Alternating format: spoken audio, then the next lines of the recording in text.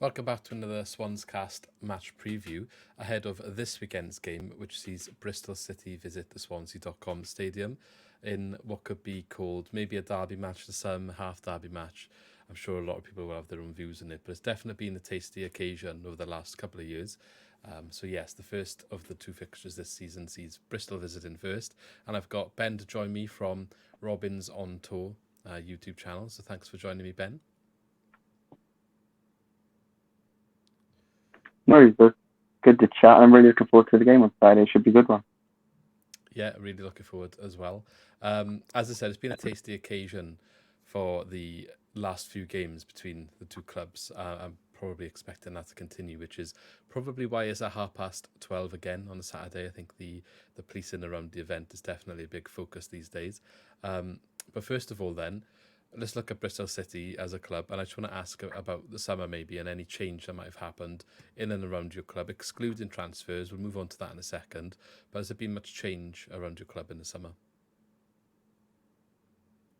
There hasn't been much really.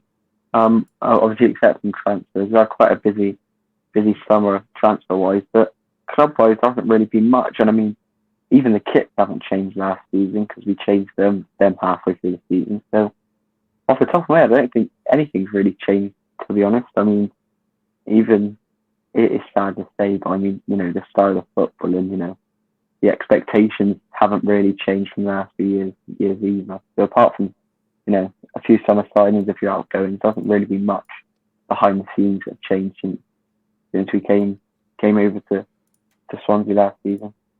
Yeah.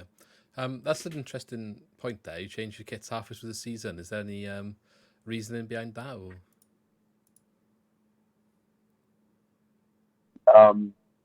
Well, Hummel's manufacturer in the UK went bust halfway through last season. And I think we were one of the only clubs to decide to move on and not stick with them. So, the likes of, I think, Coventry and Wickham also had Hummel when they had the same issue. Southampton as well, I think, and they sort of stayed with them and they got their new kits. So we went to O'Neill's, which are an Irish manufacturer, and it hasn't gone down the best for City fans. We're not too happy with it. The kits haven't been great. We still don't have an away kit. We've had 2 away games so far, and we still don't have an away kit. That's expected to be released midway through September, I think it is.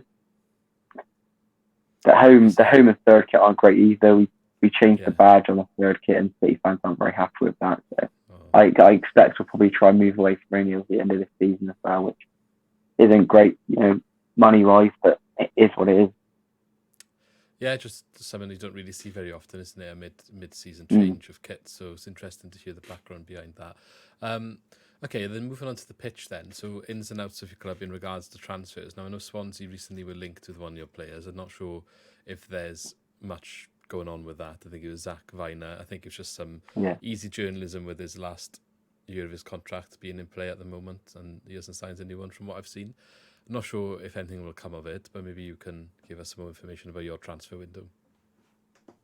Yes, we've only had really 3 major outgoings in the window. That was left back Jada Silva's gone to Coventry.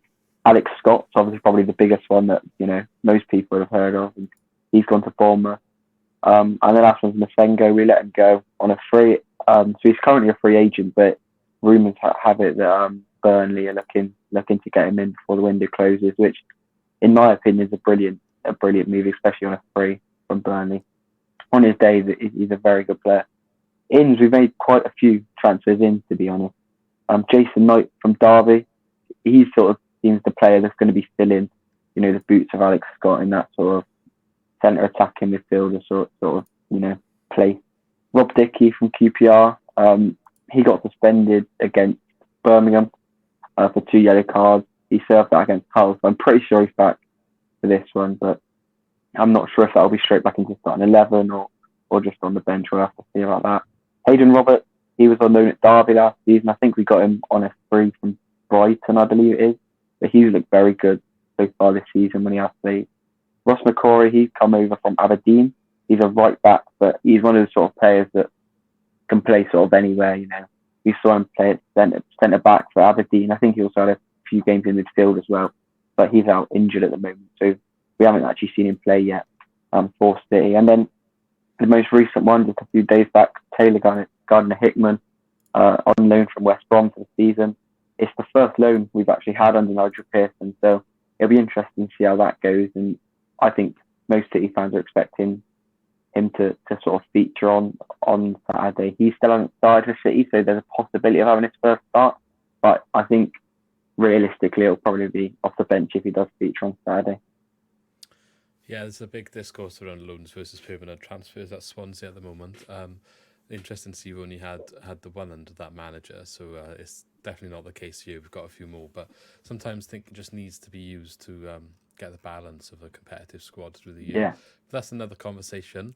Going on to this game specifically then, or perhaps what Bristol have been playing like so far this season, what sort of style of play do you expect to see from your team for this game? Will it be the same as what you've kind of put out there so far, or any changes you're expecting to see?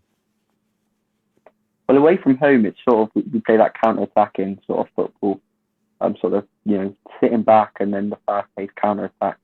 And that's worked so far this season. We're currently unbeaten away from home. We got a late winner at Millwall on the first away game of the season, and a good 1-1 draw at Hull last Friday. But then, the stats-wise, unbeaten away from home this season. We've gone to probably the two very tough away grounds, and we haven't lost. But performance-wise, it hasn't been great to watch. We probably should have deserved the win at Hull. I mean, we had countless opportunities. We were definitely a better team, and that's probably the first game where we have been a better team so far this season. Millwall, it was one of those ones where, a draw probably would have been fair, but, a win also wasn't unfair, if that makes sense. So we'll definitely be playing that counter-attacking sort of style of football, but I think what's been our downfall so far this season,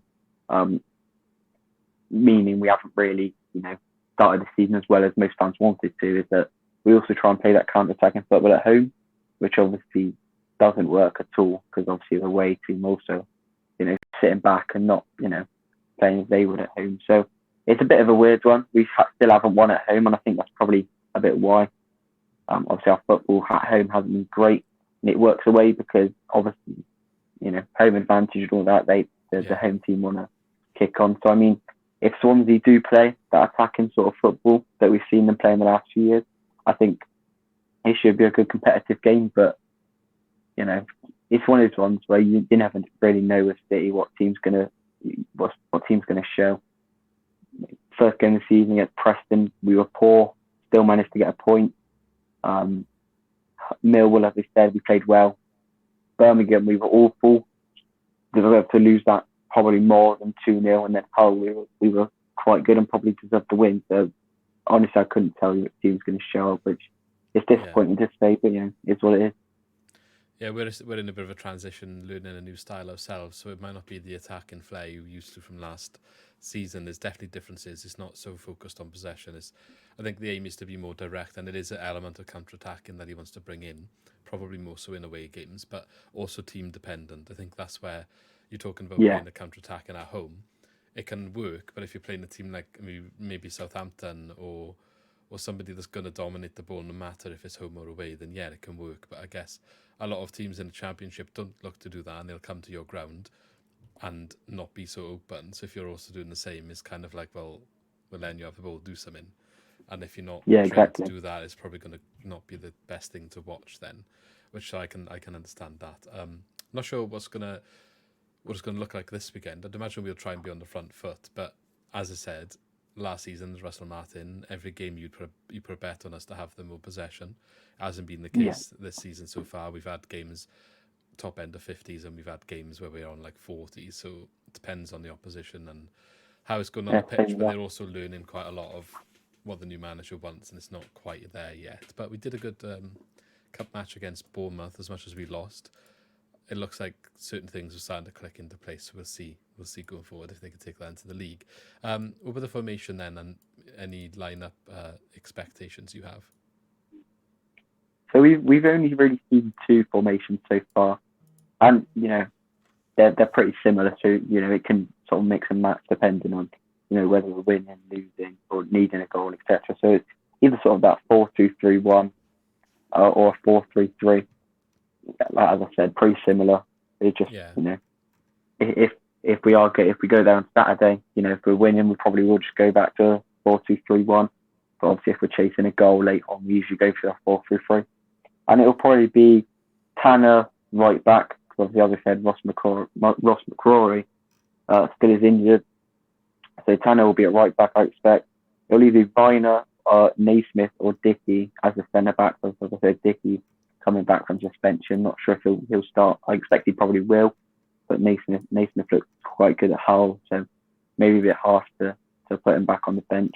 And then it'll either be Pring or Roberts at left back, and that's sort of one of those positions this season, which is going to be very good to watch. Because both players are very good and have looked very good at parts this season, but have also looked quite poor in games this season as well. So that sort of competitive rivalry between Pring and Roberts at left back can be very good to see.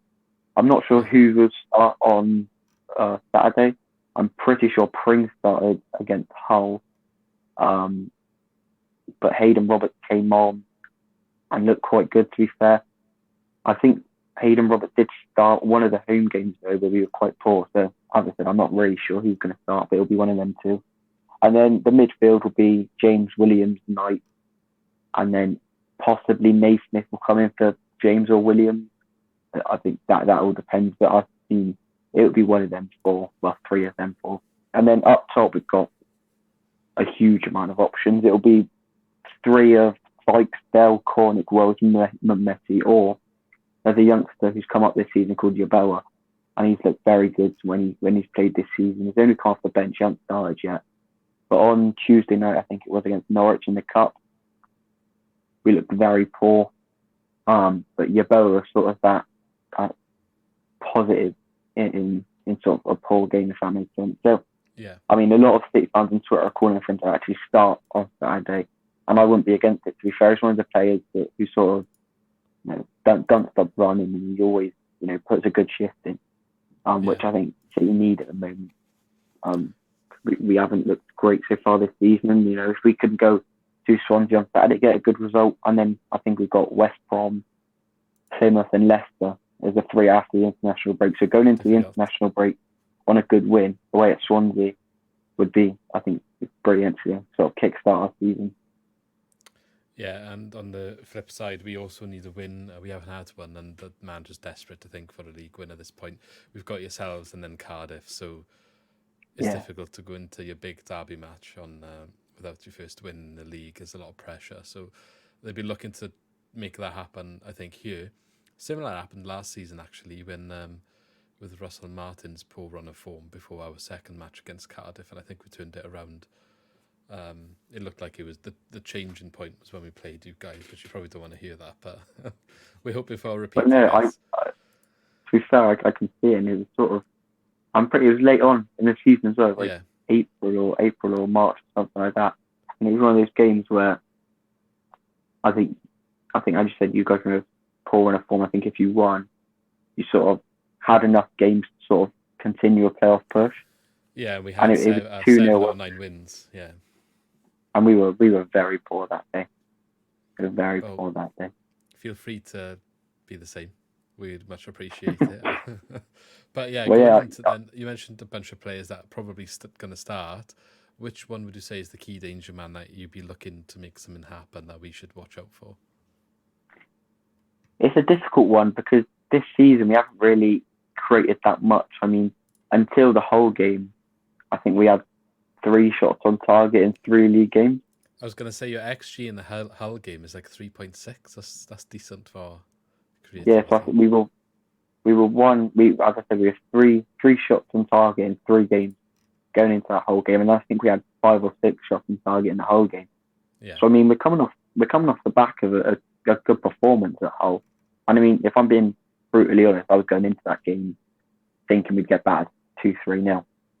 So to come out with a point and the feeling of probably should have won is obviously good to see.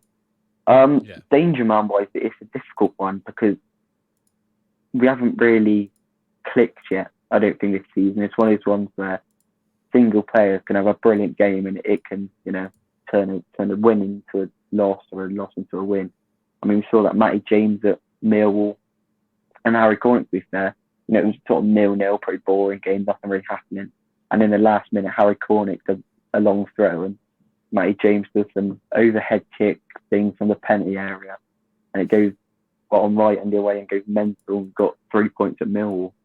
So it's a difficult one. Mark Sykes is probably the one now, but I mean, as I said, the two left backs look good, especially that sort of overlapping with whoever's playing on that left, forward side. I mean, that's what we saw when Roberts came on at Millwall. That's sort of when we did start, attacking and did start looking good. So I probably couldn't give you one single name. It's sort of just players who, on their day, could change your game. So that's probably the Mark Sykes, Mackie Wells. Yeboah's a shout if he does get a start. And then obviously, Knight. And then, probably one of Viner or Pringle and left back as well. And lastly then, if I flip it on you, what Swansea player worries yourself that could make a difference? I'm not too sure to this. All I will say is I'm very glad Perot's not going to be playing.